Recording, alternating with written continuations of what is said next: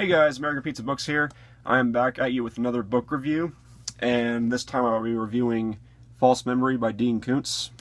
Now, False Memory is a novel by Dean Koontz that was published in 1999, and some people feel like Koontz's earlier work is better than his later work. Personally, I'm not really sure because I haven't read a ton of Dean Koontz, but I have read some of his later work, and I feel like it's pretty good. I have read some of his earlier work too, and I feel like that's pretty good as well, so I feel like it just kind of depends with Dean Koontz. But yeah, I've read books by Dean Koontz that I've liked and some that I haven't really cared for, so. But yeah, so this book. I noticed that this book has a lot of mixed reviews. Like, some people seem to absolutely love it. In fact, I asked someone's opinion on Dean Koontz on False Memory, and they said that it was one of the best things that Dean Koontz had ever written. And other people seem to absolutely hate it. So yeah, it seems to be either you love it or you hate it with this book. Personally, I really enjoyed it. I thought it was really good. I finished reading this book a few months ago, so it'll be a bit hard for me to remember everything. But I did enjoy this book a lot, and I wanted to do a review on it. So basically, this book, with the plot, it's about a couple, Marty and Dusty Rhodes, and basically the main character, Marty Rhodes, develops this mysterious case of autophobia, which is, in this case, the fear of herself, because autophobia can take the form of three things, and it actually lists it in the opening. Let's see if I can find it really quickly here. Yes, autophobia is a real personality disorder. The term is used to describe three different conditions. 1, fear of being alone. 2, fear of being egotistical. 3, fear of oneself. The third is the rarest of these conditions. So, of course, Marty has the rarest condition, so yeah. So that's pretty much what it's about. And basically, later on in the book, about, I think it was actually less than halfway through, you find out that the person that, well, actually, before that, Marty's friend Susan Jagger, who has a case of agoraphobia in this book, which is the fear of just basically the outside world, is having this problem where someone is coming into her house and raping her in her sleep, basically, and she's trying to figure out who it is. And that's basically how you find out who the villain of the book is, which I will reveal in a minute. So if you don't want spoilers for this book, then probably just exit out of this video.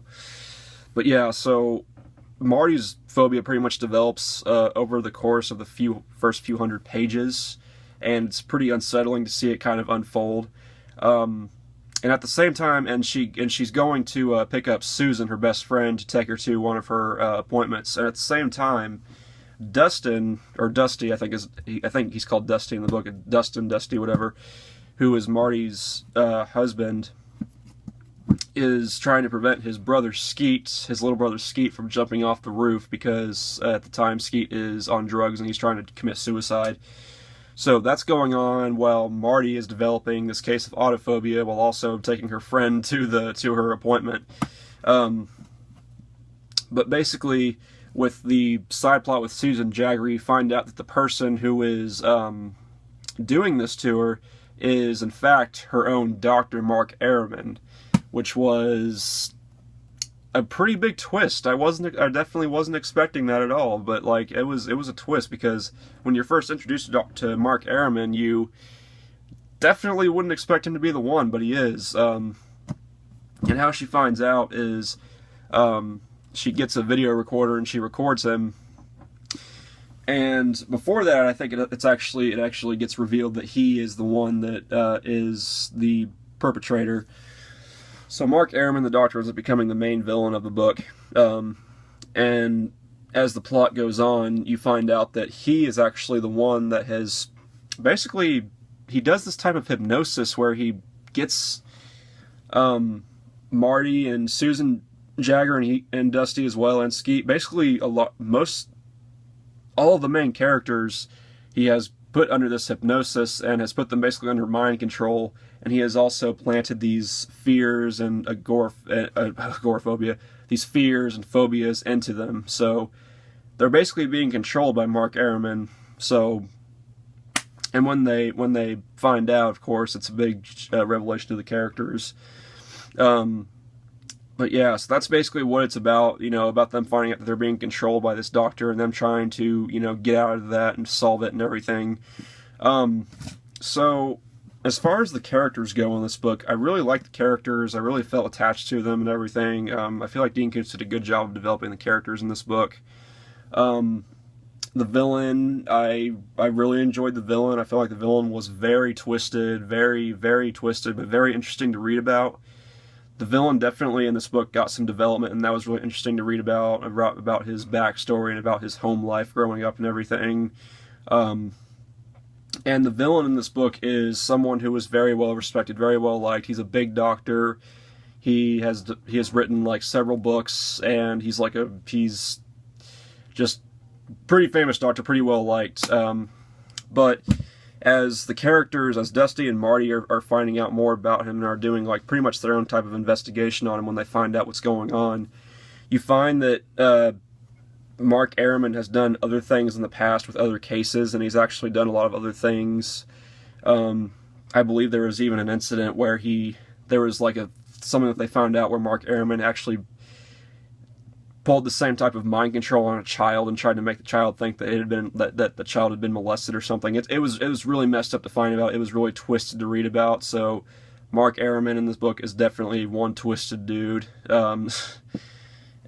And so yeah, I feel like the villain was really well developed. The characters in general were really well developed in this book, I thought. The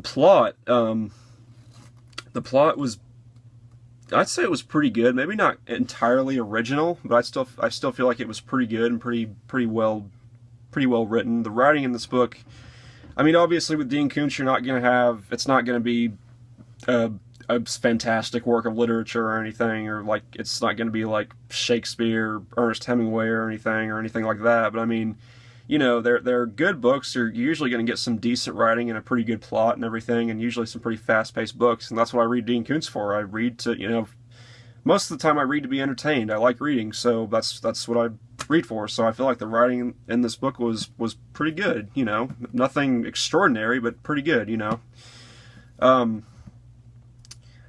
trying to think of something else. That's the side characters like Skeet, Dusty's little brother.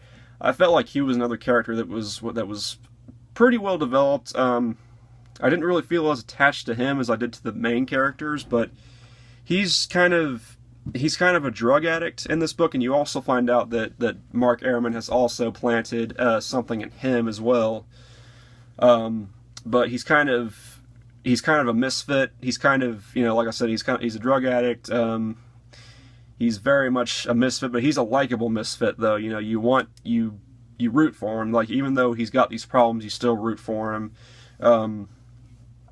And Susan Jagger is a pretty likable character. She ends up getting killed in the book by Mark Araman because Mark Araman finds out that she found out about him because she recorded him. He finds it out. I can't remember how he found out, but he did find out. So he ends up basically making Susan kill herself, which was pretty brutal to read about. But yeah, I felt like, in general, I feel like all the characters were pretty likable. I feel like Dean Koontz did a good job, adding layers onto their characters and everything, so that was really good. Yeah, I mean, I really don't have anything bad to say about this book. I mean, I'm trying to think of anything negative, but I really can't think of anything. Maybe, I don't know, maybe there were some parts in this book that were a bit slow, and I feel like the ending was wrapped up a little bit too neatly and too quickly. Like, you're in the end, you're finding out about what happened to all the characters, and it's like, wait, what? It's like, I felt like it was just like really trying to tidy it up and just like wrap it up like way too quickly. So the ending was kind of weak. I felt like not weak, but just like it could have been better. It could have been better explained. Well, maybe not. I don't know. Not better explained. It could have been better. Like, I felt like it was wrapped up way too quickly. That's really the only thing I can really knock it for. But I feel like in general endings are always pretty tough, anyways. So other than that, I really enjoyed the book. For an overall rating, I'd probably give it like a 5 out of 5 stars. Pretty good book. So if you haven't read Dean Koontz, or if you're thinking about reading Dean Koontz, or if you've read Dean Koontz and you're looking for another book of his to try out, I would recommend False Memory. It's a fairly long book, as you can see. It's a little over 700 pages, but you know, it's pretty, for the most part, it's pretty fast-paced. There are a few slow parts in this book. I wouldn't say boring. Like, I feel like there's a difference between a book being slow in some parts and then just being boring. I feel like there's kind of a difference. But even the slow parts, in my opinion, are still interesting. So if you haven't read it, I'd say give it a try. If you don't like it, then that's cool. But if you want to try Dean Koontz, then I'd say give it a shot. So yeah, yeah. Well, maybe not. I don't know. Maybe more like a 4.5 out of 5 stars. I don't really give 5 out of 5 star ratings to books really that often, because I feel like a book has to be just damn near perfect to get a 5 out of 5 star rating, and I didn't feel like this book was perfect by any means, but I still thought it was pretty good. So probably like a 4.5 out of 5, not 5 out of 5, but still a pretty good book. I recommend it. Check it out. And yeah, so that's it for this book review. I will be back at you guys soon with more reviews, and yeah, so like, subscribe, comment. What do you think? Have you read this book? Have you not read this book? You know, did you like it? Did you hate it? Did you are you kind of in between? Let me know in the comments. So yeah, that's it for this one. I'll talk to you guys later, and as always, keep reading.